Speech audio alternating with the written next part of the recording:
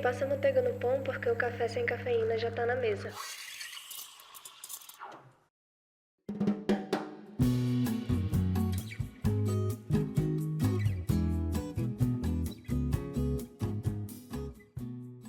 Seja muito bem-vindo, seja muito bem-vinda a mais um episódio do Sem Cafeína. E hoje, pessoal, eu vou começar fazendo uma dinâmica um pouco diferente, tá bom? Eu quero que você imagine, se nesse exato momento você entrasse em uma loja de eletrônicos ou fosse ali dentro de um site de varejo, provavelmente você ia encontrar algo em torno, vamos chutar um número, 1.300 opções diferentes de câmeras fotográficas. Isso é muita coisa. Se o nosso cérebro operasse de um jeito puramente lógico, a gente ia simplesmente travar. Ficar paralisado ali tentando cruzar dados de megapixel, durabilidade de bateria, sensores e etc. Mas a gente não faz isso. A gente olha para a prateleira e em questão de segundos, bom, somos atraídos por uma marca específica. A lógica é completamente deixada de lado. É um atalho. E hoje, a nossa missão é investigar esses códigos psicológicos secretos que as empresas usam para hackear a nossa lógica.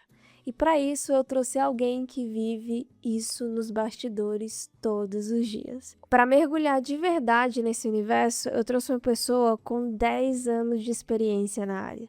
A Ana Vaz é estrategista de marca e acredita no poder que as palavras têm de impactar, emocionar e conectar pessoas.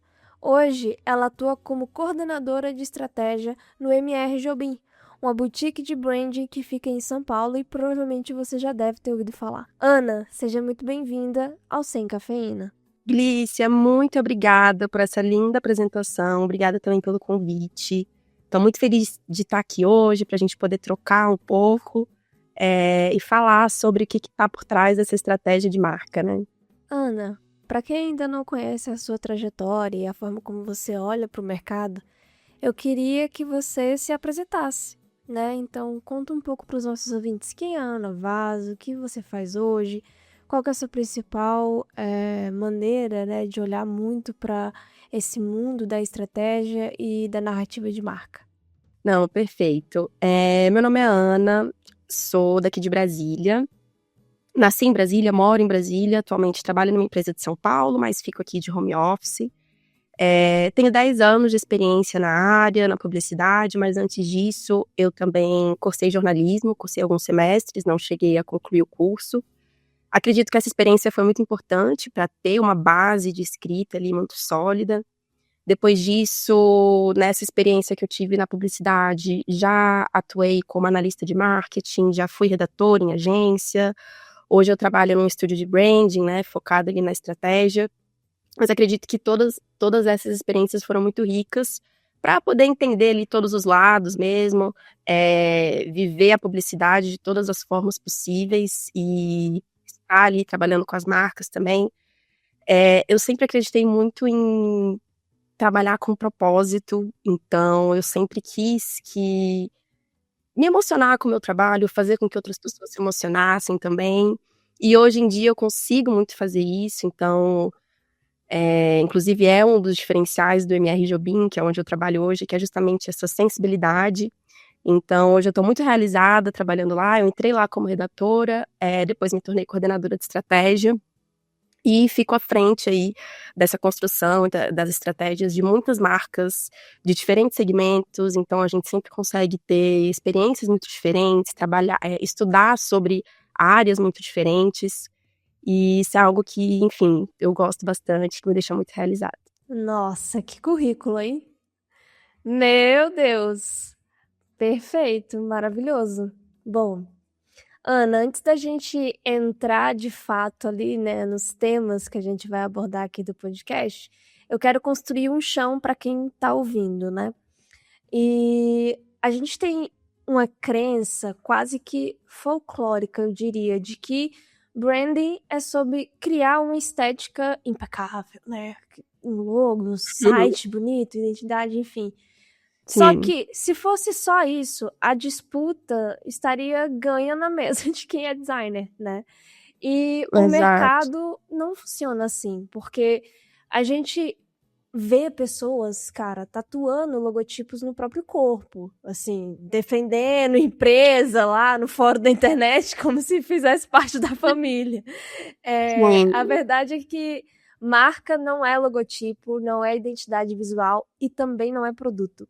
É um sentimento e tem que ser aquele sentimento quase que visceral, sabe? Que tipo, a pessoa bate e sente algo quando ela ouve o nome da marca ou quando ela vê alguma coisa da marca. Então, o detalhe que a gente vai trazer muito, que é crucial, é que quem define a marca é o consumidor, não é a corporação.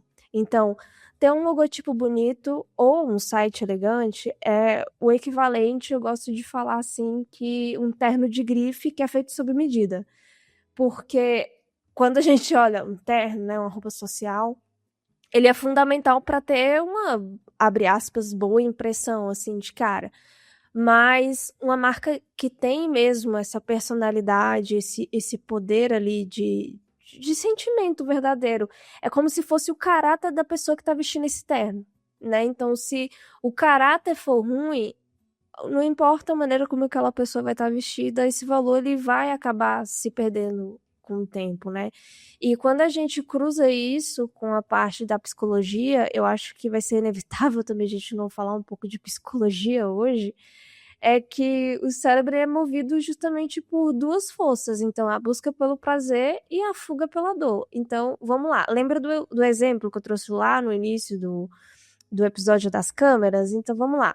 Se a gente tem um catálogo com mais de 1.300 câmeras, isso vai gerar uma fadiga cognitiva na gente. Então, o cérebro ele vai acabar traduzindo isso como uma dor. E aí, essa paralisia da gente escolher, ela dói. E aí, o branding entra como esse atalho de confiança para a pessoa não ter que pensar tanto assim. E com esse chão montado, vamos pro que interessa? Ana, me conta aqui para a gente começar esse debate. Por que que algumas marcas conseguem fazer o cliente parar de olhar o preço e começar a olhar o valor? O que que separa uma loja que vende de uma marca que apaixona? Lícia, eu acho que tem muito a ver com deixar de focar no produto e passar a entregar mais do que o produto.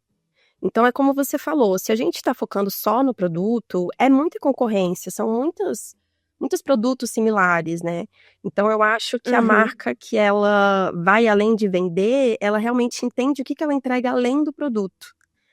Então, Certo. tem até uma pirâmide que eu gosto muito para ilustrar isso, então vamos imaginar aqui essa pirâmide. Adoro. Ana Lari também fez a gente imaginar ramificações. Agora a gente vai imaginar pirâmides. Perfeito, Vamos vamos lá. agora para a pirâmide. E é justamente essa pirâmide, que é uma pirâmide que a gente tem que escalar para a gente chegar nesse lugar no coração do público, né? Dele realmente olhar e entender que ele quer a gente, que ele quer fazer parte do que aquela marca representa. Então, na base da pirâmide, a gente tem atributos e benefícios funcionais. Então, vou dar um exemplo aqui de uma marca que ela faz bolsas personalizadas. Você pode personalizar sua bolsa do jeito que você quiser, qual botão que vai ter, qual vai ser a alça, o tamanho. Quando a gente fala de atributos e benefícios funcionais, então, nesse exemplo, a gente vai estar falando que você pode trocar a alça, que você tem tamanhos diferentes, que é um material de muita qualidade, que aquela bolsa é feita. Então, tudo muito focado no produto e na funcionalidade dele. A gente não vai para nenhum aspecto emocional aqui na base da pirâmide. Subindo um pouquinho a pirâmide, a gente chega nos benefícios emocionais. Então, nesse exemplo da bolsa, seria como que esses atributos funcionais chegam para mim. Então, o que representa eu poder personalizar uma bolsa do jeito que eu quero? Significa que eu vou ter a garantia de que aquela bolsa vai ser do jeito que eu gosto. Então, eu não vou ter que me preocupar se eu vou ter que trocar aquela bolsa depois. Então, essa conveniência. E aí a gente vai entendendo esses aspectos mais emocionais, que é como os atributos funcionais vão se refletir no público, né? E muitas marcas conseguem já chegar nessa parte, nessa altura da pirâmide, né? Só que no topo da pirâmide, a gente tem justamente esses benefícios aspiracionais. Então, eles vão além da emoção. É sobre quem você se sente quando você tá com aquela bolsa. O que aquela marca passa para você? Então, qual é o universo daquela marca e que tem ali que faz você querer fazer parte daquilo. Então, essa pirâmide, ela é muito importante porque ela mostra que é um caminho, né, para você tem que subir, e que, na verdade, assim, toda marca quer estar nesse lugar aspiracional, de realmente despertar esse senso de pertencimento, das pessoas quererem fazer parte, de querer tatuar o logotipo, como você falou, mas Eu nada. tenho, tá? Tatuado. Mentira. É, Qual? tenho, é da DreamWorks. Ah, demais. Mas assim, não é porque eu sou fã da marca, não, tá? É porque eu gosto muito de filme, só que eu não queria Aham. tatuar um clipezinho, não sei, cara. E o da DreamWorks, que é o menininho na lua, eu falei, cara, isso daqui é muito simbólico, além de Sim, filme. Mas enfim, eu tenho sim. tatuado. Ai, demais, demais. Mas é isso, assim, acho que toda marca quer estar nesse lugar, mas a gente não pode deixar de lado esses outros aspectos também, né? Então, os Uhum. atributos funcionais, eles estão ali na base da pirâmide, mas eles têm que estar lá, a gente tem que abordar, né? Não dá pra gente simplesmente falar sobre esse universo, falar sobre os sentimentos que a marca evoca, sobre essa comunidade, sobre o que representa. Hoje em dia a gente tem muito essa questão do alinhamento de valores, né? A gente entende que principalmente as gerações mais novas, querem estar com os valores muito alinhados das marcas que elas consomem. Uhum. Então, tudo isso é muito importante, mas é uma construção. Então, a gente não pode deixar de lado os atributos funcionais, os benefícios emocionais, sempre focando, sim, nesse lugar aspiracional de estar ali, de representar esse desejo para as pessoas, mas é justamente esse caminho que tem que subir, né? Essa escadinha. Uhum. É como se a gente estivesse entrando até nessa questão de muitas marcas acabarem usando um artifício que é de fixar só os atributos, né? E aí meio Sim. que a qualidade meio que se confunde, porque quando a gente entra dentro dessa meio que anatomia de uma love branding, que a gente vai falar muito disso aqui nesse papo, é como se aquilo fosse diferencial, mas na verdade não é, né? Então a qualidade em si, ela é como se fosse, podemos dizer, um passe de entrada, né? Mas não chegaria a ser um diferencial, assim, de marca. Não. E quando... É como se a gente fosse, deixa eu tentar traduzir de maneira assim mais simples, né? Assim, uma empresa usa somos o que entregamos mais rápido. Tá, mas aí amanhã pode vir outro que entrega muito mais rápido que você. Então, e aí? Exato. Eu acho que isso que você falou foi muito bom nessa questão do aspiracional, porque, inclusive, eu estava lendo hoje, enquanto eu estudava aqui para gravar, sobre essa questão de a marca chegar num ponto dela se tornar uma extensão da própria identidade daquela pessoa, né? Que foi o que você Hum. falou. E eu acho que isso é o mais difícil, né? Sim, é muito sobre isso, assim, sobre o que diz sobre você ter escolhido aquela marca. Uhum. Então, esse alinhamento de valores é muito importante e é algo, assim, que a gente vê cada vez mais, né, Uhum. em alta esse tema. E as marcas realmente também trazendo isso, né, e mostrando no que elas acreditam, Uhum. e as causas que elas defendem, os valores que elas têm. E isso tudo também tem que ser muito genuíno, né, porque Sim. senão as pessoas percebem rapidamente É. que tá tendo greenwashing, que tá É. tendo Sim. coisas nesse sentido. Então, sim, acho que hoje em dia as marcas têm muito esse papel identitário, Uhum. e é justamente por isso que é uma responsabilidade muito grande, né, da gente definir ali qual é a estratégia daquela marca, como ela vai se posicionar e ter certeza que aquilo é muito verdadeiro. Uhum. Nesse processo, assim, de investigação, né, de entender aquela marca, eu tinha até falado com a Ana Larissa no episódio anterior de a gente funcionar primeiro quase como uma consultoria, né? Que a gente vai ali Sim. conversar com os CEOs e tentar entender por que a gente precisa identificar esses pontos, assim, nessa essência. E é igual você falou, quando aquilo não é verdadeiro, é falado apenas, né, de por fora, assim. Uhum. É muito rápido de identificar porque a marca não vai conseguir ser coerente por muito tempo. Ainda Exato. mais com o avanço de inteligência artificial, a gente vai entrar nesse assunto depois, mas Uhum. essa questão da superficialidade meio que já tá bem padrão, assim, as pessoas já conseguem identificar o que é superficial ali do que de fato é genuíno, né? Sim, sim, com certeza. E quando você falou muito sobre essa questão do aspiracional, eu fiquei pensando muito sobre a questão de que a gente, propriamente dito, na nossa evolução, assim, como ser humano, a gente é muito fissurado em história, né? A gente precisa muito de história, assim, Sim. a gente acaba se envolvendo bastante com isso. E aí eu vou te fazer uma outra pergunta. Como que a estratégia de bastidor, ela cria uma cultura de marca que transborda para o cliente? Então, eu acho que tem isso, assim, de tem que ser muito verdadeiro. Uhum. E eu vejo muito o trabalho da estratégia como esse trabalho de traduzir algo que já existe. Uhum. Então a gente não quer apresentar nada totalmente novo para o Certo. cliente. A gente não é o momento de surpreender o cliente. Eu acho que sim, claro, a gente sempre tem que encantar, né, tem que achar formas ali de deixar tudo mais interessante, mas a essência, ela tem que partir de um lugar que já existe, né. Então, quando a gente fala de propósito de marca, da razão de uma marca existir, como que eu vou definir isso por outra pessoa, por outra marca, né.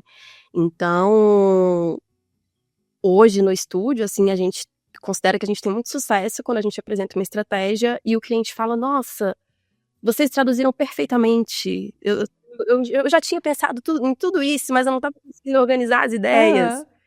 Então, é muito mais esse trabalho de organizar a casa Certo. e entender também como deixar mais interessante, como encantar, porque eu acho que isso é muito importante também para você fazer com que aquilo tenha resultado, né. Então, tem que ter beleza, e eu falo beleza num lugar que vai muito além da estética, tem Certo. que ter encanto, tem que emocionar. Mas tem que ser muito coerente, tem que também ser muito pé no chão, Uhum. tem que ser reflexo de algo que já existe. E sobre isso também da cultura interna, eu acho que é muito importante, depois que for feito esse trabalho, seja de branding, de rebranding, enfim, de ter essa preocupação de realmente apresentar para o time interno, de vender aquilo internamente também, né, porque, eu acho que é isso, Uhum. assim, as pessoas de fora só vão comprar se quem tá dentro ali tá 100% seguro daquilo, né. Sim, se realmente também quem tá ali na parte da gestão, né, conseguir entender até o que tá fazendo. E eu acho que isso entra inclusive já num num negócio que a gente comentou aqui, que é muito daquilo, né, tem que ser genuíno. A partir do momento que não é genuíno, não tem como você ficar querendo que as pessoas comprem ideia, porque elas não vão comprar. Então tem que Sim. ser algo realmente muito genuíno. E isso que você falou sobre essa questão de apresentar os projetos e os clientes falarem assim: "Nossa, vocês traduziram exatamente", é muito isso, né. Eu acho que essa é a parte mais legal pra gente que é estrategista. É a Sim. gente entregar um trabalho e a resposta ser tipo assim: "Cara, era isso que eu queria, só que eu não estava conseguindo me expressar", né. Então e Aham. é muito legal, porque é um sensamento, ó, é um sentimento tão legal de dever cumprido, sabe, porque você vê naquele olhar, naquela expressão daquele cliente ali, que tá trabalhando com a gente, porque é um processo longo, né, é um processo com Sim. muitas camadas, com muitos encontros, então, querendo ou não, você até acaba criando meio que um relacionamento, né, com cada cliente, porque você acaba sabendo da história, como que foi feita a primeira ideia, então você tem que investigar, vasculhar tudo, então é uma dinâmica muito bonita, e aí quando você vê que você: "Caraca, ajudei aquela pessoa, era exatamente", é muito legal. É Gente, muito. é muito legal. E tem algo que até vocês comentaram você e a Ana Larissa, Uhum. né, no episódio que teve com ela, que foi sobre essa coisa de criar junto com o cliente também, Sim, né, de fazer ele sentir que ele também faz parte daquilo, e que ele tá contribuindo para aquela construção. Então isso é muito importante pra gente também ter essa aprovação no final, né, sim, então, não é eu contra você, né, a gente tá junto e a gente quer chegar no melhor resultado possível pra marca. sim. Pois é. Isso é muito legal. E não só a gente colocando o cliente para fazer parte, até porque a gente precisa muito dele, né? É ele que Uhum. entende, né? Igual a Ana Larissa falou, normalmente a marca ela vem muito com um apelo mais emocional de quem constrói, de quem teve a ideia do negócio. Porque veio de um Sim. sonho, né? Veio de um desejo. Então é muito legal como que dentro do processo de estratégia, agora a gente não tá falando mais do cliente final, tá, gente? A gente tá falando cliente, no caso, os Bolo de donos, mar. os CEOs ali, os líderes que buscam criar isso pro próprio negócio. Sim. E isso é muito legal por conta de que você consegue ver que cada história, por mais que às vezes seja dentro de uma mesma categoria ou dentro de um mesmo nicho, tem alguma coisa proprietária, Sim. né? Tem alguma coisa ali. Exato. E eu acho que é justamente aí que vai ter esse diferencial mesmo, né? Essa história, como você vai contar a história, como você vai emocionar. Eu acho que a emoção, Uhum, assim, é um ponto-chave, né? Eu acho que tanto pra gente ter uma aprovação ali do cliente sim. intermediário, né? Que a gente tá falando, do dono de marca, Uhum, CEO, enfim. sim. E do cliente final também. Então, acho que essa emoção, ela tem que estar ali em todo o processo, que é realmente o que vai fazer com que as pessoas se conectem, né? É, e eu acho que isso entra também dentro da questão de. Agora já, eu acho que já é um pouco polêmico, tá? Eu acho que a gente Sim, vai pegar num calo. vamos. Eu, Glícia, tomo essa responsabilidade de falar que eu acho que, assim, pelo que eu estudo e vejo muito dentro do mercado, essas marcas fortes, assim, líderes de mercados, elas batem no peito e estão dispostas também a desagradar boa parte, assim, das pessoas, né? E aí é o que a gente entra naquilo que a gente falou de questão de posicionamento. Sim. E vou já entrar nessa pergunta, né? De, cara, uma marca hoje, ela pode ser indiferente ou ela precisa de fato ter algo ali para se posicionar, enfim. Eu acho que essa coragem de desagradar é muito importante. E assim, hoje em dia, assim, principalmente com esse tanto de marca e tantos lados, enfim, tantas opiniões, a gente entende que você não precisa também atingir todo mundo, né? Então, você define ali o seu público, quem é a sua comunidade, e você precisa focar em falar com ela, né? Então, você não precisa convencer outras pessoas do contrário, do que elas acreditam. Então, eu acho que o caminho é muito mais entender com quem você quer falar, no que você acredita, quem vai se conectar com aquilo, e ir fundo nisso, né? E não simplesmente sair se posicionando só por se posicionar. Mas eu acho também que não tem essa necessidade de agradar todo mundo, né? Então, hoje a gente tem muito essa questão da polarização, né? E eu acho que quando eu falo isso, vem muito essa questão política, mas eu acho que em todos os aspectos existe essa polarização. Então, Uhum. hoje em dia não é bem visto mais você ficar em cima do muro, você não ter uma opinião. E eu acho isso um pouco complicado, assim, porque às vezes, se você não tem muito conhecimento sobre aquilo, talvez seja melhor você não dar a sua opinião mesmo, né? Eu acho que você não É, tem é isso, tudo. sabe? É. E aí eu trago isso, assim, pra relação do que eu acho como pessoa e trazendo isso pra marca, porque eu acho que tem muitas coisas parecidas, né? Eu digo, eu e você, a gente tem essa experiência muito com marca e a gente sabe que em muitos momentos a gente personifica a marca, né? Pra gente conseguir fazer uma construção mais aprofundada ali, entender principalmente quando a gente fala de tom de voz, enfim. Então eu trouxe pro lado pessoal, mas eu acho que isso também faz sentido para as marcas, né? Que eu acho que nem sempre ela tem que se posicionar. Eu acho que a partir do momento que ela define essa estratégia, define essa essência, valores, posicionamento, propósito, e aí ela se posiciona a favor do que ela defende, né? E não necessariamente precisa, todos os assuntos ela tem que ter uma opinião, tem que se posicionar. Eu não concordo com essa visão, assim, eu acho um pouco radical demais. Eu acho que a gente pode, sim, às vezes ficar ali no meio do caminho, ou então simplesmente não se posicionar, não se expressar sobre determinado assunto.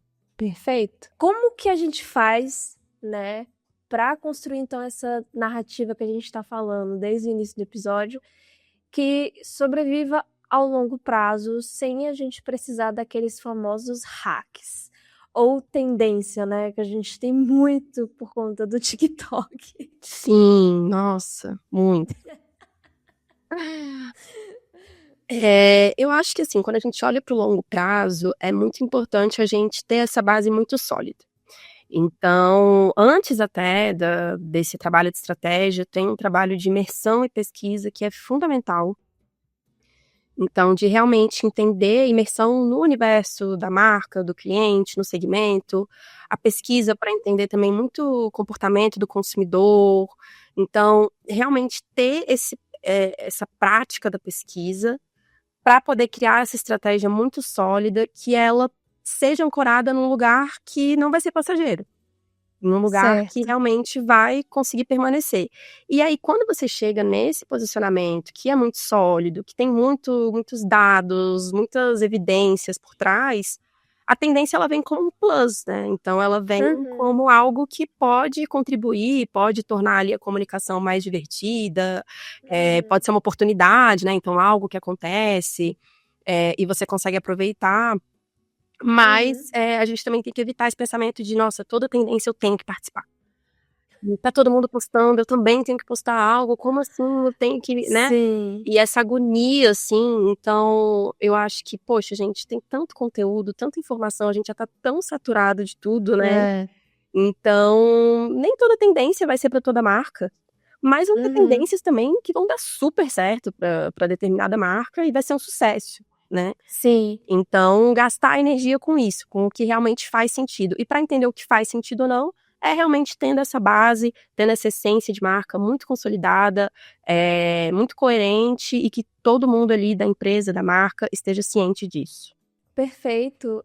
Inclusive, quando a gente olha muito sobre essa questão da pressa, né, casa exatamente com a própria proposta do podcast Sem Cafeína, que eu mandei para você ali um breve descritivo da ideia, né, para Bom. você se ambientar, mas foi dessa necessidade de respirar um pouco Uhum. e, cara, vamos parar aqui, vamos ter uma troca, né? Vamos retomar aquele espaço de debate onde a gente não precisa, né, ter aquele CTA, meu Deus, eu tenho que falar desse assunto porque tá no Trend Topics do momento. E a marcas também acabam indo para esse caminho, né? E eu acho que, no geral, eu nem diria que isso talvez sejam estratégias de fato do branding, né? Eu acho que é muito mais uma visão assim de marketing dessa questão de postar todo dia e, enfim, Uhum. algoritmos e tudo mais. Eu acho que é claro que a gente tem que levar isso em consideração, mas não como propriamente uma necessidade, né? Então, o que acaba acontecendo? Já peguei assim casos, né, de criação de marca onde esses gestores ali, líderes, né, donos do empreendimento, tipo assim, tá, mas como que a gente vai traduzir isso pro nosso feed, né? Vocês fazem o planejamento ali de quantidade de post, calma, alecrim dourado, já já a gente vai chegar lá. Mas já essa necessidade até mesmo de, e aí eu vou já encaixar na pergunta que eu vou te fazer, Uhum. mas dessa pressa também de acelerar o processo de construção de marca. Então, como que a estratégia que nasce na tua mesa, ela chega até a ponta, né? Então, por exemplo, o desafio chega para a Navaz e como que essa estratégia, ela não só vai passar ali pela experiência de pesquisa e apresentação do cliente, que é o CEO no caso, mas como que isso também vai chegar no cheiro da loja, na construção ali daquela fachada ou naquele toque do produto? Perfeito, Bli. Eu adorei esse exemplo que você trouxe, porque eu acredito muito que branding, ele vai muito além da estratégia, do design, ele é tudo que a marca toca, né? Então, o cheiro da loja, a luz, a embalagem, a comunicação interna com os funcionários, o uniforme, as redes sociais. Então, enfim, é muito além, né? É tudo que faz com que a gente perceba aquela marca. E para isso é muito importante também a gente conseguir tangibilizar, né? Então, a estratégia que a gente está criando. Então, é muito importante que o cliente entenda como colocar aquilo em prática, né? Então, geralmente, a gente traz essas diretrizes estratégicas que são feitas a partir ali da estratégia criada, que já são esses direcionamentos de como colocar em prática, né? Então, esse exemplo, por exemplo, que você falou da luz da loja, né? Da iluminação da loja. Então, por exemplo, estamos falando aqui de uma marca que é uma marca de bem-estar, e ela tem essa característica de ser uma marca muito acolhedora, porque ela quer que você se sinta bem, ela quer te ajudar a ter esses momentos de autocuidado, ela quer ser essa marca que você confia, porque ela é baseada na ciência, então você pode ficar tranquila e usar os produtos. Sim. Tem esse pilar do acolhimento, né? E aí você chega na loja Uhum. física e tá lá aquela luz de hospital. Branca. E isso, assim, prejudica muito a experiência com a marca, né? Então, Certo. o nosso trabalho também é muito de fazer o dono da marca, né? O CEO, enfim, eu tô evitando falar cliente pra não confundir. Tá Mas bom, é para pode eles ser. entenderem que cada detalhe importa, né? Então tudo tem que estar muito coerente ali. E eu acho que também isso é importante até na hora da gente vender a importância dessa estratégia, né? Então a gente fala muito que essa estratégia, ela é sobre ajudar a tomada de decisões no dia a dia. Então isso aqui não é um enfeite, né? Não é um textinho bonitinho que a gente criou para ficar ali dentro. Não, aquilo ali na verdade é para ajudar a tomar todas as decisões, seja qual vai ser a próxima campanha da marca ou qual vai ser a lâmpada que eu vou colocar na minha loja física. Aham. Então, é muito importante a gente pensar nesses detalhes, que podem parecer óbvios, mas eu sempre falo que o óbvio não é óbvio. Não, A gente nunca tem que é. pensar em tudo, mas que fazem muita diferença, né? Aham. E eu acho que esse exemplo que você trouxe foi muito bom, porque eu lembrei agora do Starbucks. Porque o Starbucks, o que que acontece? Tá tangibilizado isso no barista lá perguntando qual que é o teu nome. Aí ele vai Uhum. lá, escreve o nome no copo. Não contente com isso, ele grita teu nome no meio da loja. Então, tipo assim, é uma identidade própria, cara. É, eu acho que teve até a gente falando de tendência e TikTok meio que criticando, agora eu vou dar uma de TikToker, tá? Eu vi uma trend no TikTok já tem um tempo, mas eu não lembro se é um estabelecimento em São Paulo. Mas é que o objetivo lá do estabelecimento é tratar as pessoas mal. Ah, eu já vi, eu já vi. Que a estratégia deles é tratar as pessoas mal. Mas assim, por mais que seja engraçado, é muito coerente, talvez, com a estratégia do negócio. E Exato. muito chocante, porque assim, né? As pessoas pagam para ser tratadas mal, mas enfim.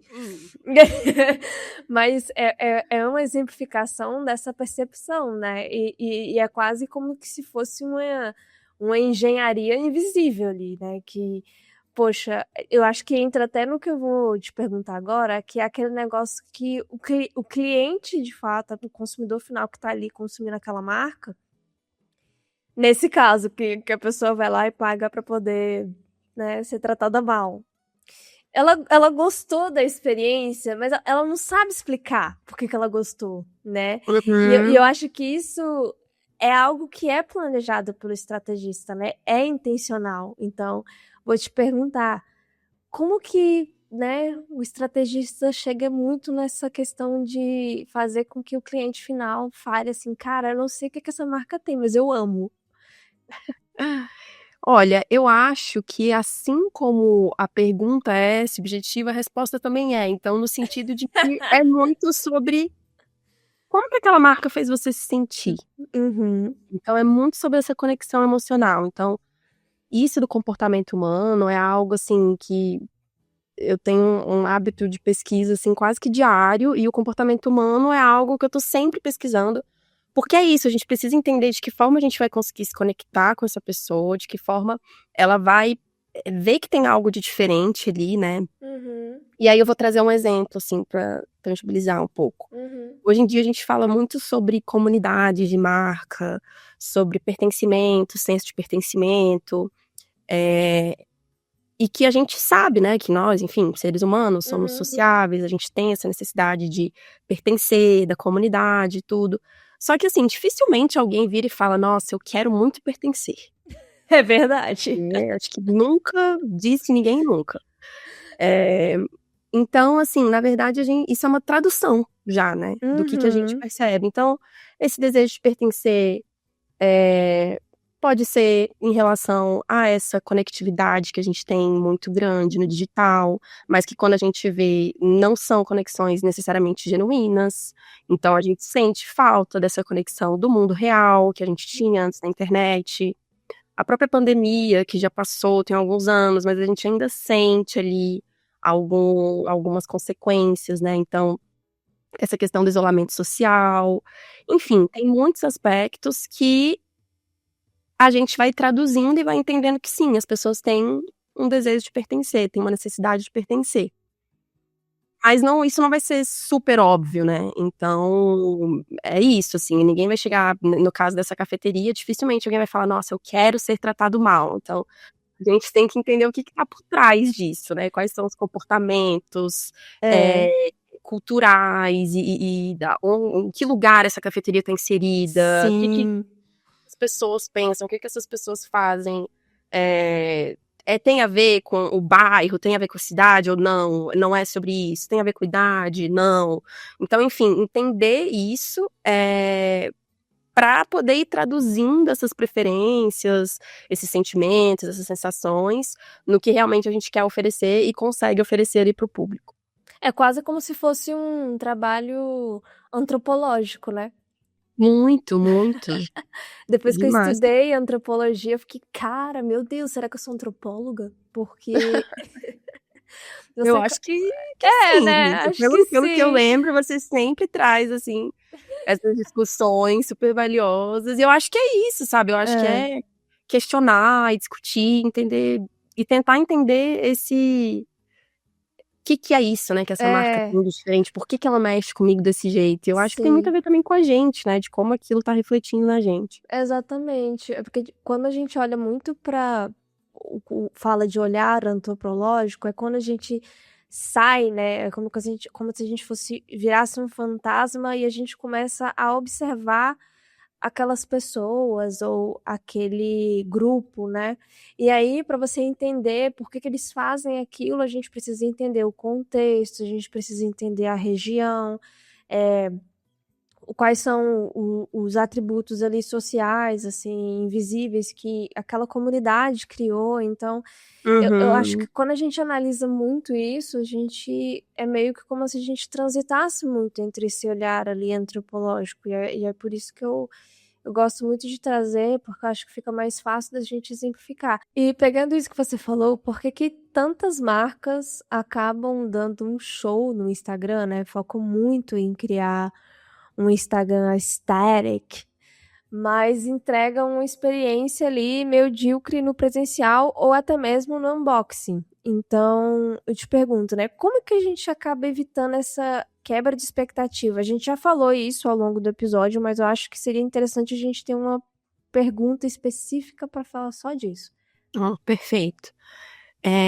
Acho que quando isso acontece, é porque falta essa unidade na marca, né, então, até falando o exemplo que Uhum, você deu do feed do Instagram, é um lugar que é muito fácil de você encantar, né, de você uhum, criar esse universo da marca, ali você não tem limites, né, ainda mais hoje em dia com inteligência artificial e tudo. sim, Então, a gente sabe que é uma vitrine muito importante também para as marcas, né, o perfil ali nas redes sociais, e eu acho que sim, tem essa facilidade de você criar o universo da marca da forma que você bem entende, né. E aí, quando a gente vê na loja física, e no unboxing que não cumpre essa promessa ali, né, que foi feita, no Instagram, eu acho que é porque o Instagram ele realmente tem essa visibilidade maior, então acho que muitas empresas e marcas dão uma importância maior, mas eu acho que a virada de chave está justamente em entender que tudo importa, né, todos os pontos de contato com a marca importam. Então, o Instagram é esse grande lugar ali, essa grande vitrine, mas os outros pontos de contato também são muito importantes, né? E atualmente, no meu trabalho, na MR Jobim, a gente tem muita experiência com marcas de luxo, né? Desse território de luxo. E é algo que a gente bate muito na tecla, assim, de é ainda mais importante, né, quando a gente tá falando desse lugar do luxo, de você olhar para todos os detalhes. Então, é, a marca pode ser extremamente luxuosa, ter uma identidade visual incrível, estratégia incrível, Instagram lindo, produtos de muita qualidade, realmente muito luxuosos. Mas aí você vê a embalagem e aí tem um acabamento que você sabe que aquele acabamento poderia ser melhor, né? Que foi algo eles que tentaram economizar. O que é uma grande besteira, né? Porque, na verdade, aquilo também faz a experiência da marca, né? Então, essa unidade, né? Essa coerência, ela é muito importante para as pessoas realmente confiarem na marca. Então, eu acho que é realmente essa falta de unidade, entender que tá tudo conectado e que tudo tem que conversar, porque senão tem mesmo muito essa quebra de expectativa, né? Porque, por exemplo, na mente do consumidor não vai existir ali um departamento de rede social e gerente da loja. Vai ser tudo a mesma coisa, Exato. né? Então o que acaba acontecendo? Às vezes a pessoa é mal atendida em uma unidade, qual o primeiro canal que ela vai reclamar? Na rede social. Sim. Tipo assim, olha, eu tive um atendimento péssimo, ou então lá na avaliação do Google, mas hoje em dia elas vão muito pra rede social, porque é o canal de Uhum. troca, né? O canal de conversa ali. Sim, muito. Pois é, então, assim, entender justamente isso que você falou, é tudo a mesma coisa, então tudo importa, e principalmente no mercado de luxo, onde a experiência, eu acho que é o ápice, né? Sim. Porque a pessoa ela tem que ter a experiência de que de fato aquilo é exclusivo a ponto de ser luxuoso. Então Uhum. tem que ser um atendimento, tem que ser às vezes até o cheiro que a loja vai tá propagando ali, tem que conversar muito, né, com a estratégia. Muito, muito. O que te encanta em marcas também, que é assim pra mim, né, que são esses detalhes, né? Uhum. Então, as marcas que eu sou mais fã, assim, é muito por conta de detalhes, de ver, caramba, alguém pensou nisso, sabe? Então, eu acho que é muito sobre isso, assim, eu acho que essa diferença hoje em dia, né, que tem tantas opções, eu acho que é nos detalhes que a gente vai ganhar ou perder, né, o cliente. Sim, exato. O detalhe importa muito, porque Muito. é um cuidado, né? Sim, E as pessoas elas valorizam muito isso. Porque a partir do momento que elas percebem que teve um cuidado a mais, um carinho às vezes envolvido naquilo, cara, é muito gratificante, né? A gente fala aqui não só como profissionais da área de estratégia, mas como próprias consumidoras de marca, até porque, né, a gente precisa consumir. sim, claro, estou. Mas é sempre muito gratificante quando você vê uma marca que está se dedicando aos mínimos detalhes. Eu acho que isso ganha um valor muito grande no final. Sim, com certeza. A gente comentou um pouco ali antes da gente falar muito sobre essa questão da experiência, né? Mas você tinha falado sobre essa questão da pandemia, né? E a gente vive muito nesse mundo hoje que alguns autores gostam de falar que é como se fosse policrise, né? Que Sim. é pandemia, economia, exaustão de tela, guerra, né? Enfim. Uhum. Crises Então, pessoais também. crise pessoal, então as pessoas elas estão sim se tornando meio céticas, né? É como se a gente tivesse pegado aquela perfeição estética assim meio que corporativa e falar assim, cara, esse aqui, ai, não aguento mais. E aí, como que a gente então vê esse contexto não só do Brasil, mas global, né, que tá acontecendo? Como que a gente define um tom de voz que ele não seja apenas aquilo que a gente tá batendo aqui na tecla de virar um manual guardado na gaveta, mas algo que a equipe inteira usa para atender o cliente e enfim.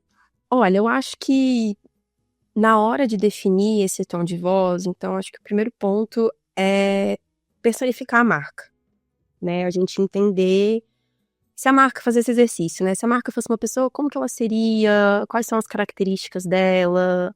Qual o objetivo de vida dela, sobre o que ela gosta de falar, como que é o tom de voz dela. E eu acredito que assim como nós, né, como cada pessoa, cada marca também vai poder ter diferentes tons de voz, né? Então, eu tô aqui falando com você agora, eu tô falando de um jeito, com a minha mãe eu falo de outro jeito, com minhas amigas eu falo de outro jeito, Sim. mas nem por isso eu tô deixando de ser quem eu sou, né? Então, eu não perco minha essência por isso. Então, eu acho que isso é muito importante, entender que sim, existem adaptações que a gente consegue fazer para poder se comunicar de forma efetiva. Mas para fazer com que isso também vá muito para a prática, eu acho que é também muito de exemplificar. Então, realmente construir essa identidade verbal, esse tom de voz, que a gente consiga ver ele muito vivo, né? Que ele não seja simplesmente uma descrição de, o nosso tom de voz é assim, assim, assim. Não, a gente realmente ter exemplos disso. E também, o que a gente faz, o que a gente não faz. Eu acho que os não são muito importantes também, não só nessa parte do tom de voz, mas em toda a construção da marca. Definir esses nãos. Ter tudo isso muito bem estruturado, então eu sinto que eu tô repetindo muito isso aqui ao longo da conversa. Mas é bom, é importante. É muito importante, assim, essa coerência, essa coesão, de estar tudo muito bem amarrado. Porque aí se torna algo natural, né? Não se torna algo forçado. Sim. E entender também que eu sei que você conversou sobre isso com a Larissa também, que as marcas são esses organismos vivos, né? Então, nada tá escrito em pedra, né? A gente pode sempre entender, atualizar, ver o que precisa mudar para que essa marca continue sendo relevante, continue atingindo o seu público. Ainda mais no mundo que tá mudando assim constantemente, né? Sim, Então, certeza. no passado, assim, 5 anos era muita coisa. Hoje em dia, Nossa, 1 ano já exato. não dá pra saber o que mudou. Então, Não dá.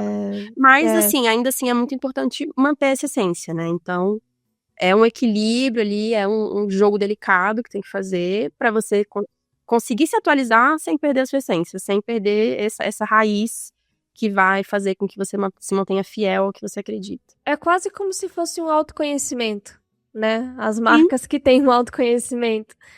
Porque você precisa saber primeiro quem você é, né? Porque aí você consegue se adaptar, enfim, com as mudanças do mundo, que é inevitável.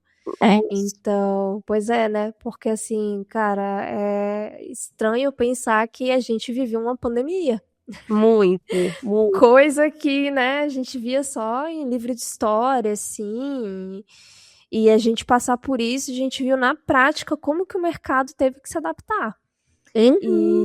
E foi uma coisa completamente inesperada, não teve planejamento. Então, eu acho que quando uma marca ela tem bem estruturado isso, ela tem esse próprio autoconhecimento de quem ela consegue se adaptar nesse cenário sem perder a essência, né? Que foi o que você falou. Exato, mesmo nos cenários mais inimagináveis, né? Inimagináveis. Eu acho que aí é como se fosse aquela prova de fogo, sabe? Sim, Quem que é marca de verdade? exato. É na hora do perrengue ali, ver se você realmente tem um posicionamento sólido, né? Exato, exatamente. E eu acho que quando a gente fala muito disso, eu acho que eu entro dentro das redes sociais hoje, porque eu já vi questionamentos em canais, assim, né, de comunicação, como, por exemplo, e-mail e mensagem. Eu faço o que a minha psicóloga me proibiu, mas eu não consigo deixar de fazer, que é olhar comentário na rede social. Ai, é um Esse- é, é, é o fim, né, mas ainda não consegui parar. Então eu vou olhar os comentários. E aí, quando eu olho os comentários, eu sempre tiro alguns insights, assim, muito bons. E eu acho que o exemplo que eu tenho para trazer é o avanço que teve muito. E eu acho, agora é um achismo mesmo meu, tá? Não tenho nenhum dado para trazer. Mas que a pandemia também, ela realçou muito essas figuras mais autênticas na internet, né? Então, por exemplo, hoje a gente está com uma onda aí, com uma trend de empresas colocarem os funcionários para fazer vídeos, né?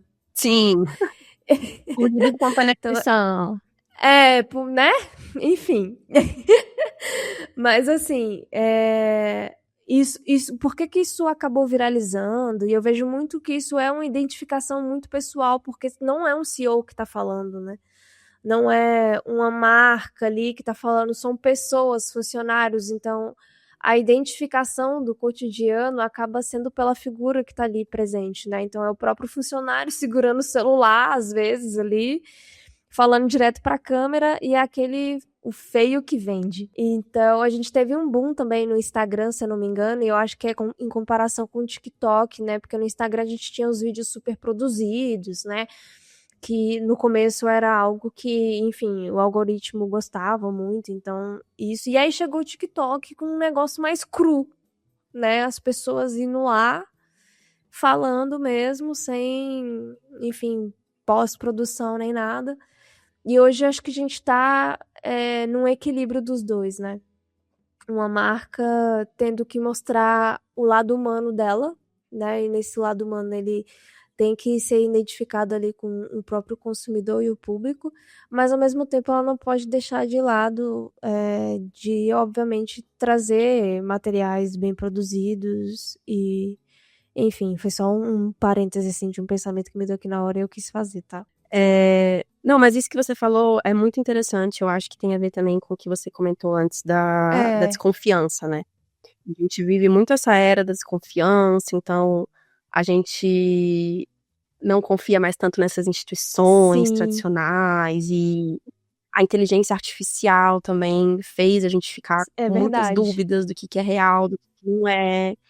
E aí, em meio a essa desconfiança, nesse sentido, cresce também a confiança nas Sim. pessoas, né? Então, eu acho que esse movimento das marcas também estarem trazendo os funcionários, ou então fazendo parcerias com influenciadores, que são aqueles influenciadores mais gente como a Verdade. gente, pessoas que conseguem se conectar melhor ali, né, com o público.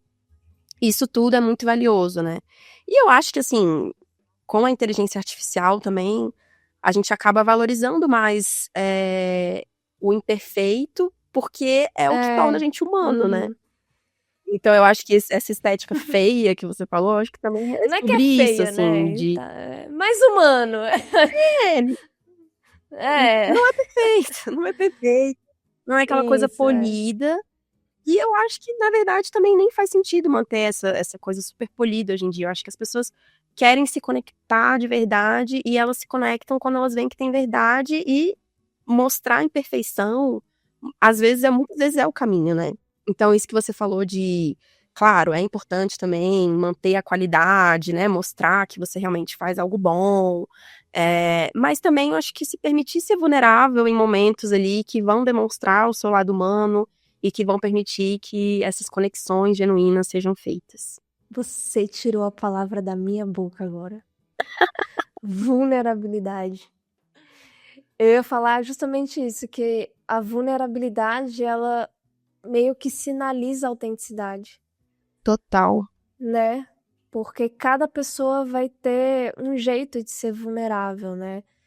E é isso, assim, a autenticidade hoje não é uma coisa que você compra, que você aprende, né? É Uhum. muito complexo, é muito profundo, é uma coisa que é só sua. E é muito doido isso, porque quando a gente olha para a inteligência artificial, a gente tem até uma briga, né? Que é tipo assim, eu uso inteligência artificial, mas eu não posso parecer que eu uso. Né? Então, assim, não pode parecer que usa porque é aquilo, né? É como se você não tivesse dedicando, ou como se você não tivesse, sei lá, se aprofundando por conta do uso da inteligência artificial. Mas eu acho que é muito isso, assim. Teve um episódio de um podcast que o diretor criativo da Tati Design participou, Uhum. e ele falou muito sobre essa questão do que ele gosta de pensar em como que a inteligência artificial ela teve um boom e a gente meio que tentou terceirizar até mesmo a nossa própria consciência, que é tudo que a inteligência artificial fala, eu pego aquilo como verdade. E isso é muito problemático, né? Sim. E eu acho que quando a gente olha muito para as marcas, é também tentar entender, né? o que usar, o que não usar, o que ferramenta usar, o que ferramenta não usar, mas isso é o que a gente vem falando, é você ter esse autoconhecimento do que você, né, quer ser, enfim, quer pro mercado e tudo mais. Então, já entrando na próxima pergunta, se a gente olhar para todos esses atributos e também esses meios e esses pontos de contato que são gigantescos, a marca, ela precisa estar em todos os lugares ou não? Então, como que uma marca ela escolhe ser memorável? Eu acho que a gente volta para esse lugar do autoconhecimento. Então, de realmente entender quais são as suas forças, quais são as suas fraquezas, e fazer as suas escolhas pensando muito em posicionamento e público. Então, posicionamento no sentido do que você quer passar para o público, do que você é e quer expressar, e o público que você está se relacionando, o que vai ressoar ali com ele, o que vai fazer a diferença para ele. Então, eu acho que essa decisão de onde estar, de onde investir mais energia, é muito esse trabalho constante de autoconhecimento, de entender onde que está a minha força, onde eu sou mais forte, onde eu posso investir mais, onde está a minha fraqueza. A minha fraqueza é essa. Será que eu trabalho para melhorar essa fraqueza ou eu deixo isso de lado, foco nas minhas forças, né? Então, tem isso também. Eu acho que é difícil, assim, dar uma resposta pronta, né? Porque é muito estudo, é muita análise. Acho que cada caso é um caso. Mas eu acho que o caminho inicial é esse, assim, de realmente ter esse processo interno muito forte, assim, de entender quem você é e o que você pode oferecer. Sim. E aquele negócio também que eu até tinha feito o conteúdo essa semana antecipando o nosso encontro, que é que posicionamento é renúncia, né? Sim. É você justamente saber que às vezes você não precisa estar em todos os lugares. Exato. E tá tudo bem, né? E tá tudo bem, e tá tudo certo, assim, não é... Eu vi muito isso com a chegada do TikTok, né? De marcas e empresas, meu Deus, a gente precisa aprender TikTok, a gente precisa estar no TikTok, mas será mesmo? Uhum. Né? Será que de fato você precisa estar dedicando tempo e esforço pra estar lá naquela plataforma? Será que é lá que a gente tá querendo encontrar as pessoas que a gente quer trocar, que a gente quer conversar? Às vezes não. Então, é sentar também e, né, calma aí. Fazer o que a gente tá fazendo agora. Vamos sentar aqui, vamos conversar um pouco mais sobre isso. Será Exato. mesmo que a gente precisa, né? E evitar também um pouco disso de... mas meu concorrente tá lá. É verdade. Caraca, nossa, agora você trouxe um ponto que é... Exatamente. Não só tá lá, mas a gente precisa fazer, porque meu concorrente fez. Isso. Né? É muito se espelhar no outro, né? A gente tem Uhum. muito isso. Eu acho que eu vejo isso, inclusive, com bastante frequência, que é assim, nossa, a marca tal fez, então por que a gente não faz também? Tipo, cara, meu Deus, será que não dá pra gente parar aqui e analisar? Será que, de fato, o que ela fez a gente precisa também se espelhar? Acho que sempre vale, né, a análise, mas não partindo desse lugar, né? De Né? o outro fez. Exatamente. Aham. Copia, só não faz igual, né? Aquele meme. Pois é. Mas eu acho que é muito sobre aquela questão também da... A grama do vizinho é sempre melhor do que a minha, né? Sim. Eu já cheguei numa conclusão que eu fico assim, cara, é muito engraçado, porque às vezes você tá copiando um concorrente que copiou outro concorrente, que copiou um outro concorrente, que copiou um outro concorrente. Sim. E ninguém sabe se aquilo deu certo. Mas enfim, tá todo mundo Exato. copiando, né? E tá todo mundo numa bolha ali, né? Numa bolha, exato, né? Então, assim, não dá. Como que a gente consegue também tirar conclusão por algum tipo de conteúdo divulgado, assim, cara? Será que a gente tem informação interna de como que foi, né?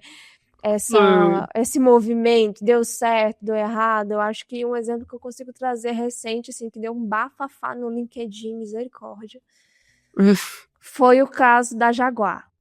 O rebranding, sim. Uhum. Isso, eles fizeram, acho que foi um teaser só, né? E voltaram atrás, na né, época, depois. eles fizeram um teaser na época e tal, mostrando lá a marca, e aí, tipo assim, meu Deus, vai ser um monte de análise. Eu, inclusive, fiz uma análise, né?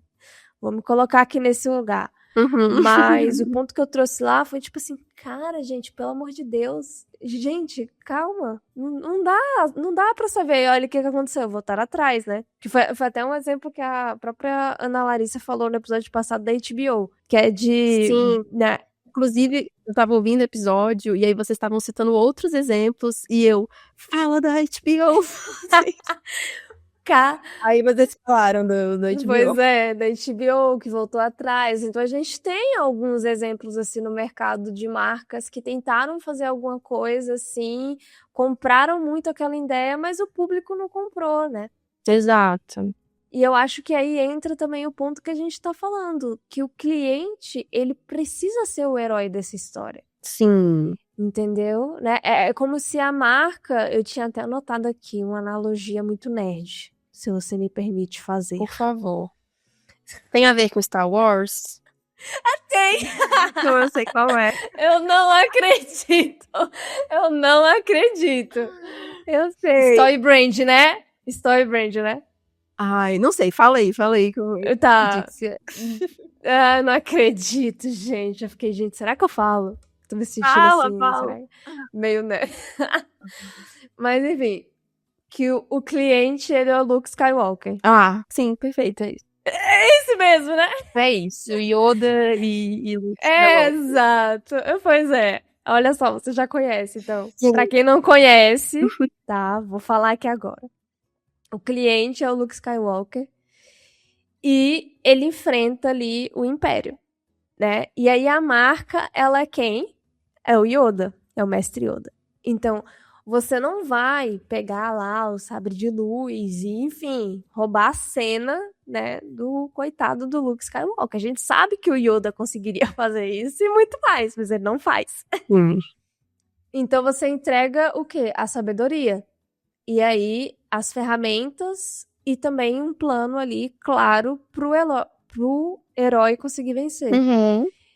Então, eu acho que é muito poderoso quando uma empresa ela para de falar de si mesma. Vou dar um exemplo, né? Anos de tradição, tamanho do escritório, sei lá. Uhum. E passa a falar sobre como que a vida do herói vai mudar, que no caso é o consumidor, né? Então, essa virada de chave, eu acredito que é o que cria essas love brands, assim, vou usar um termo em inglês, não gosto muito de usar, mas enfim. Então, Sim. pode falar. Não, o que eu ia comentar é que sim, eu conheci essa, que é muito boa mesmo. E eu acho boa. que, enfim, todo mundo consegue entender ali o que a gente tá querendo falar. Eu acho que o grande desafio é a marca sair desse lugar de protagonista, né? Eu acho. Né? Uhum. É isso, assim, né? A marca, ela sempre tem esse pensamento e ela tem que ter mesmo uma autoestima muito boa, né? De saber seus diferenciais e saber que ela é única e tudo. Mas, na verdade, o protagonista é o cliente, né? É o público. Então, é o que você falou, é realmente entender como aquilo vai impactar na vida da pessoa, que diferença a marca vai fazer. E a marca entender que ela não vai ser a vida inteira da pessoa, ela não vai ser o hiperfoco da pessoa. Sim, calma lá também, né? Por maior e mais amada que a marca seja, nenhuma marca vai ser o centro do universo pra ninguém. Acho que ninguém sonha com a marca, Exato. Algumas pessoas tatuam, tô brincando. Enfim, gente. Enfim, mas ela pode sim ocupar um lugar muito importante ali na vida da pessoa. Sim. E eu acho que para ocupar esse lugar é isso, colocar as pessoas como protagonistas e entender, tá, como que eu posso fazer esse papel de guru aqui, né? De ajudar essa pessoa a ser a melhor versão dela, ou não precisa ser algo tão megalomaníaco, né? Ou então ajudar em alguma necessidade específica, realmente fazer a diferença na vida da pessoa, né? E muitas vezes isso vai além do produto, né? Então eu acho que às vezes as pessoas podem pensar assim, ai não, então eu tenho que ter um produto revolucionário, tem inovador, né? uma Tipo assim, meu Deus. que ninguém tem igual. E na verdade o diferencial, como a gente falou aqui durante essa conversa, tá nesses lugares que a gente muitas vezes não consegue tangibilizar e definir exatamente, né? Que é a emoção, essa conexão emocional, esse senso de pertencimento, que são coisas muito subjetivas que a gente tem que estar o tempo todo ali entendendo, e são coisas que mudam muito também o tempo todo. Então, Uhum. enfim, tem que ter realmente esse exercício de autoanálise o tempo todo. Cara, perfeito. Você acabou de responder a última pergunta que eu ia te fazer. Ai, Mas eu acho que. Eu acho essa parte mais legal, né? De construir marca. É você ver como que ela transcende muito, né? Você começa ali a pesquisar e a entrar, e é como se fosse uma construção de um universo, né? sim. Como se você. A gente usa, na verdade, muito isso em construção de marca, né? O universo verbal, o universo visual, porque são várias questões que a gente tem que pensar e até mesmo ver como que aquilo vai, de fato, chegar para o cliente, né? Então, eu acho Uhum. que eu gosto muito de analisar, assim, marcas que eu sou impactada sem conseguir identificar o porquê. Eu acho isso muito precioso, que é, cara, como que, Uhum. como que essa marca teve a minha atenção? Porque a gente sabe que a atenção hoje é ouro, né? É a coisa mais valiosa, né, que a gente É a tem. coisa mais valiosa que a gente tem. E eu fico, cara, como que essa marca conseguiu pegar essa atenção e não consegui pegar minha atenção e eu não consegui identificar, né? Não foi um gatilho, não foi Uhum. meu Deus, compre agora, últimas unidades. Às vezes é, mas nem sempre é. Dependendo do Mas momento. dependendo do momento. Mas é muito bom, porque eu acho que aí é que a gente consegue ver a estratégia, né? É quando ela funciona quase de maneira invisível. Ela tá lá, mas a gente consegue ver ela de outras maneiras. Sim, é isso, acho que é muito sobre emoção, né, Gli, acho que a gente falou muito sobre isso hoje, mas é porque é isso, assim, a gente precisa entender como que a gente vai se conectar com as pessoas, e a emoção é esse caminho, né, contando histórias, despertando emoções, e quando eu falo em emoção, sobre emocionar, não é necessariamente fazer chorar, né, que eu acho que É verdade. Calma, é venha isso, verdade. assim, né, nossa, toda marca tem que ser aquela coisa super emotiva, Arrebatadora, e fazer assim. chorar. Não, acho que emocionar é despertar emoção. Pode ser fazer rir, pode ser fazer chorar, pode Raiva. ser encantar, passar raiva, dar um susto, enfim, eu acho que tem É. muitas emoções que a gente pode explorar, que elas são, sim, o caminho pra gente ter essa conexão e ter isso que você falou de, cara, não sei o que é, mas tem algo nessa marca que me atrai. E aí, muita terapia, muita autoanálise pra entender o que é exatamente isso. É. Chega a ser até um pouco filosófico, né? Quando a gente olha Muito. muito pra esse lado. Muito, Ai. muito. E pode até parecer um pouco contraditório, né, porque a gente fala de estratégia tem muito um lado racional, né, Sim, mas aí que eu acho que tá a virada da chave, assim, o que faz tornar interessante, que é conectar emoção e estratégia. exato. Um não pode existir sem o outro, a gente não pode ter uma construção de marca totalmente emocional, que não tenha nenhum lado estratégico, nenhum lado racional, e também o contrário não vai funcionar. Sim, exatamente. É como se fosse um escritor, né? Um escritor, ele tem as estruturas, ele tem uns caminhos para conseguir escrever um bom texto. Sim. Mas ele não pode seguir também 100% à risca aquilo, porque ele precisa envolver o leitor, né? Então ele vai dar ali o olhar dele como autor. E eu tô falando isso porque eu tô literalmente aqui olhando o livro que tá na minha frente, que é A Jornada do Escritor. Ah, legal. É, e eu li esse livro e eu fiquei, cara, meu Deus, fala de toda a estrutura, né, de roteiro, e ele traz os Uhum. exemplos de filme, né, inclusive também do Star Wars. Ah. Mas você consegue perceber que sim, tem uma estrutura, tem um padrão, tem um modo operandi de fazer, né? Modus operandi, na verdade, de fazer. Sim. Mas o objetivo é que aquele filme gere emoção, né? Pode ser que seja uma emoção boa, ruim ou neutra, mas é por isso que torna tudo muito único, né? A experiência de cada pessoa, e eu acho que marca também entra muito aqui. Vai ter Muito. gente que não vai se identificar, né? E, enfim, vai pular fora, e isso faz parte, talvez não seja a pessoa que a gente quer atingir, Uhum. Mas vai ter gente que vai, caraca, isso daqui me pegou de alguma maneira. Sim, muito, muito. Bom, cara, que papo gostoso, viu? Meu Ai, bom Deus do céu. demais, Gli. Ana, antes de fechar, eu quero deixar aqui um pensamento provocativo para quem tá ouvindo. Marca não é o logo, isso a gente já vem discutindo há um tempinho, né? É, como a própria Ana Vaz falou, emoção é sentimento. Então, o cliente, ele é o herói. Polarizar, né? Será que é necessário? Depende. Como a própria Ana Vaz falou, né? Depende muito da, da análise ali de cada negócio, enfim, de cada mercado. Mas a vulnerabilidade é a linguagem mais lucrativa que a gente tem hoje. Então, tudo se resume ao que a nossa cabecinha aqui, humana, busca significado e conexão real o tempo todo. Então, eu vou deixar vocês com essa reflexão. A inteligência artificial, ela tá avançando num ritmo, assim, assustador. E em breve, provavelmente, a gente vai conseguir gerar logos em 3 segundos, escrever textos assim perfeitos. Quando eu falo perfeitos, é estruturados, né? Bem coerentes, concisos, enfim. Vamos conseguir projetar produtos impecáveis quase de graça, porque a ideia é que esse mercado comece a ficar mais acessível, né? Com uma gama maior de empresas fornecendo quase a mesma coisa, né, da construção de inteligência artificial. Mas quando essa perfeição técnica se torna banal e acessível, qualquer empresa do mundo, né, enfim.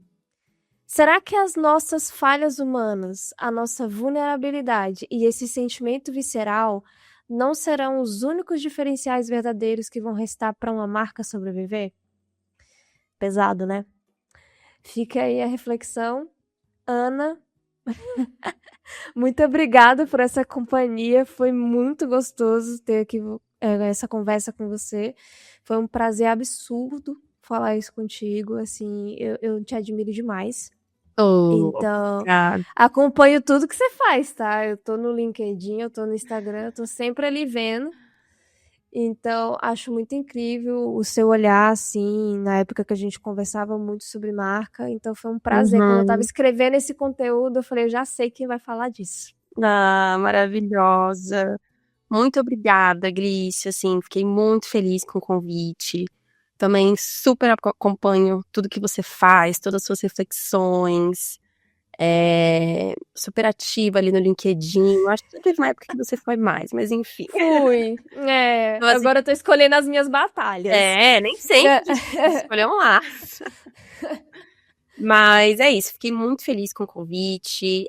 Parabéns por esse projeto. Acho que, enfim, todo o debate que a gente possa trazer sobre marca, sobre estratégia, sobre design, sobre como fazer a diferença na vida das pessoas é sempre super válido. E é isso, muito obrigada mesmo. Bom, aqui agora é o momento vendedor, tá? Todo convidado, eu vou trazer esse momento vendedor. O que que é o momento vendedor? É você divulgar os seus perfis da rede social, como que as pessoas te encontram, como que elas acompanham o teu trabalho, enfim. Vou passar aqui agora para você. Perfeito, Gli. Tem meu perfil no LinkedIn, Ana Vaz, Ana com 2 N's, que é onde eu posto ali esses conteúdos mais profissionais, atualizações, tudo. E tem o perfil também do estúdio que eu tô trabalhando hoje, do MR Jobim, que a gente posta bastante portfólio, mas também tem muito conteúdo interessante, a gente tem muito esse hábito da pesquisa na equipe inteira, então a gente sempre também está criando muito conteúdo sobre mercado, comportamento, case, então é um perfil também muito interessante de seguir. É muito legal. Vocês têm a comunidade também lá dentro do Instagram, que vocês compartilham um pouco dos bastidores, né? Sim, sim, temos Uhum. canal de transmissão ali. Aham. Então é bem legal, pessoal, para vocês, caso vocês queiram ver como que é um pouco da rotina ali, né, do estúdio. Sim. Então é isso. Muito obrigada. Demais esse papo. Obrigada a E